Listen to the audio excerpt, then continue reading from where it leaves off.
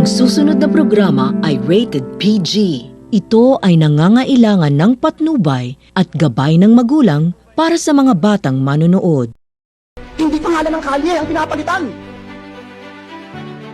Kaluluwa ng bayan natin ang pinapalitan. Na for almost 40 years hindi ginagalaw. Na for almost 40 years. Hindi basta-basta pinakikialaman. Bakit? Kaluluwa ng bayan to. Now you see with your own eyes on television. Now you hear the complaints of the people. And I will use and borrow the words of Senator Bato de la Rosa.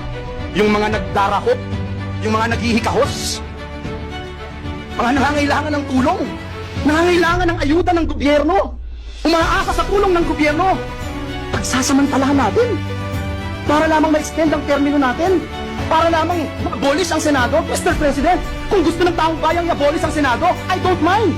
If it is the will of the people, I don't mind. Pero Mr. President, Ginoong Pangulo, kung ayuda ng gobyerno, ipagkakait mo. Kung hindi ka pipirma, hindi ka makatanggap. Hindi ka makakatanggap. At ano ito? Katang-isip ni Senator Bato de la Rosa? Katang-isip ni Joel Villanueva? Bakit hindi natin tanungin ang bayan?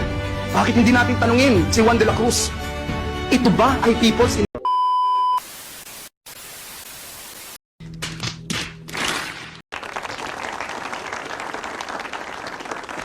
And she's here